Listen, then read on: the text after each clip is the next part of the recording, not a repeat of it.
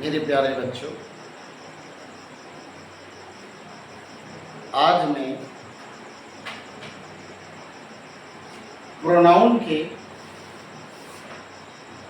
कुछ भेदों के एग्जाम्पल से संबंधित सेंटेंस और उससे संबंधित वर्ड की चर्चा करेंगे, जो बहुत ही इम्पोर्टेंट और थोड़े से प्रयास से हम उस बात को आसानी से सीख सकते हैं। प्रोनाउन के 3 भेद के हम बारे में इससे पहले चर्चा कर चुके हैं। आज मैं प्रोनाउन के तीसरा, चौथा, 5वां और 6ठा भेद की चर्चा करेंगे, जिसमें चौथे भेद है इंफैटिक प्रोनाउन और इससे पहले था रिफ्लेक्सिव प्रोनाउन। तो इंफैटिक प्रोनाउन और रिफ्लेक्सिव प्रोनाउन में कोई विशेष अंतर नहीं। क्यों अंतर नहीं?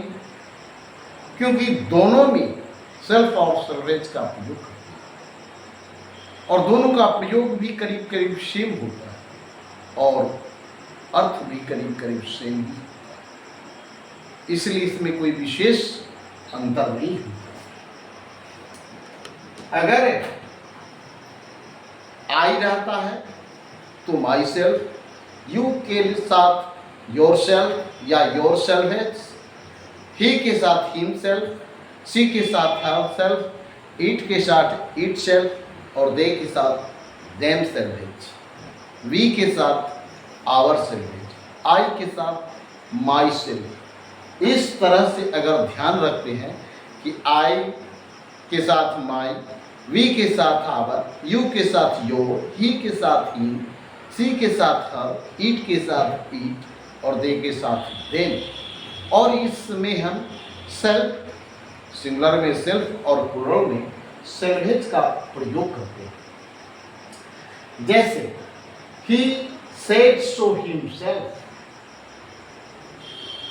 उसने स्वयं ऐसा कहा।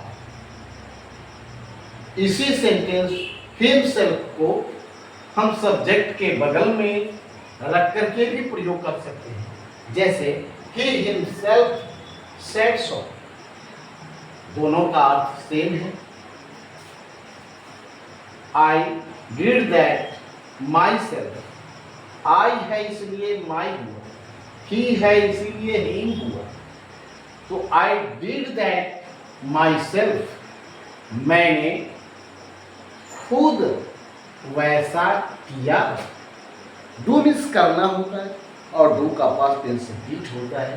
तो मैंने खुद या स्वयं वैसा किया, इसी को हम माई सेल्फ इसमें अंत में है, इसको हम सब्जेक्ट के बगल में ला करके भी प्रस्तुत कर सकते हैं। I myself did that so. तो मैंने खुद या स्वयं से वैसा किया। वी रीड आवर सेल्वेज, हम लोग स्वयं पढ़ते हैं, हम लोग खुद पढ़ते हैं। और 5वां है demonstrative pronoun, this that this those. अगर दिस दैट दिस दोज के बाद अगर हेल्पिंग वर्ब का प्रयोग होता है, तब वह दिस दैट दिस दोज को हम डिमॉन्स्ट्रेटिव प्रोनाउन कहते हैं। परंतु दिस दैट दिस दोज के बाद अगर किसी नाउन का प्रयोग होता है तो वह डिमॉन्स्ट्रेटिव एडजेक्टिव हो जाता है। यानी कि डिमॉन्स्ट्रेटिव प्रोनाउन कब होगा? जब दिस दैट दिस दोज के बाद हेल्पिंग वर्ब से रहता है। लेकिन जब दिस दैट दिस दोज के बाद कोई नाउन हो तो वह डिमॉन्स्ट्रेटिव एडजेक्टिव होगा। जैसे दिस इज माई बुक, तो दिस के बाद एक हेल्पिंग वर्ब है, इसलिए यह डिमॉन्स्ट्रेटिव प्रोनाउन है। लेकिन अगले सेंटेंस में दिस पेन इज माइन, तो दिस के बाद एक नाउन है, इसीलिए दिस डिमॉन्स्ट्रेटिव एडजेक्टिव। तो दिस दैट दिस दोज के बाद हेल्पिंग वर्ब रहे तो डिमॉन्स्ट्रेटिव प्रोनाउन, और नाउन रहे तो डिमॉन्स्ट्रेटिव एडजेक्टिव। छठा भेद है इसका कि इंडेफिनिट प्रोनाउन। इंडेफिनिट का मतलब ही होता है अनिश्चित, डेफिनिट निश्चित, इंडेफिनिट अनिश्चित। अगर कोई अंग्रेजी के किसी शब्द से ये बोध हो कि कोई लिमिट नहीं है संख्या में, अगर कहते हैं एक, तब हो गया डेफिनिट। लेकिन अगर कह देते हैं कि एनी मतलब कोई, एनीबॉडी, इसका भी अर्थ होगा कोई व्यक्ति। एनी का मतलब ये कोई हुआ, कोई सामान भी हो सकता है। एनीबॉडी कोई व्यक्ति, सम मतलब कुछ, समबडी कुछ व्यक्ति, मेनी अनेक, ऑल सभी, नॉन कोई भी नहीं, जैसे कहते हैं। और इस सब के बाद प्लूरल वर्ब्स का प्रयोग करते हैं। नथिंग कुछ नहीं, और जैसे कह देते हैं कि एनी बॉयज, एनी, और एनी बॉडी के बाद हम किसी नाउन का प्रयोग नहीं कर पाएंगे, क्योंकि इसमें बॉडी के साथ है।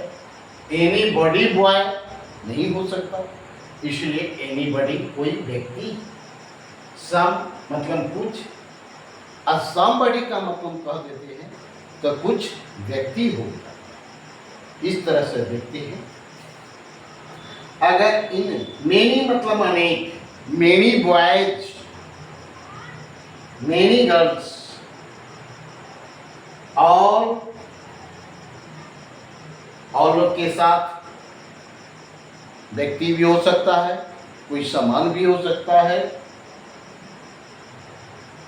और नन मतलब कोई भी नहीं, बहुत से व्यक्ति है और उसमें से कह रहा है कि इसमें से कोई नहीं। तो वो प्रयुक्त शब्दों के बाद नाउन हो तो वही शब्द इंडेफिनिट एडजेक्टिव होगा। लेकिन उसके बाद अगर हेल्पिंग वर्ब है केवल, तब वह हो जाएगा इंडेफिनिट प्रोनाउन। अभी तक हम चर्चा किए इम्फैटिक प्रोनाउन का, डिमॉन्स्ट्रेटिव प्रोनाउन का, और छठे नंबर में है इंडेफिनिट प्रोनाउन, यानी कि अनिश्चय का बोध होता है। किसी के कोई निश्चित नहीं रहता है कि संख्या में कितना है।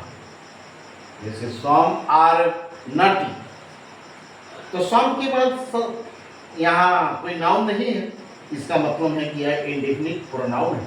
ऐसे में कहते हैं कि सम बॉयज आर नटी, कुछ लड़के नटखट, इसका मतलब है कि सम हो गया इंडेफिनिट एडजेक्टिव।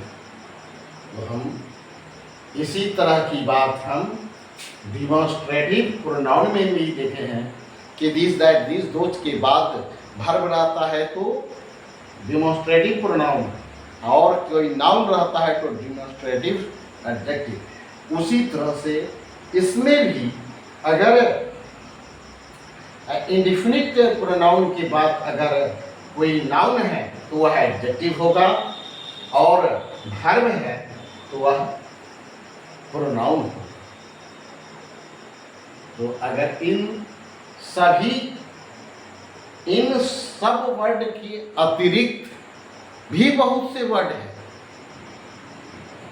तो हम उसको अपने डायरी में नोट करेंगे, और नोट करने के बाद हम इसकी संख्या को बढ़ा सकते हैं। और बढ़ाते बढ़ाते कुछ अगर 5 से हम 10 कर देंगे तो हम आसानी से इंग्लिश के प्रोनाउंस के बारे में समझ सकते हैं। आज के इन्हीं बातों के साथ हम इस वीडियो को विराम करते हैं।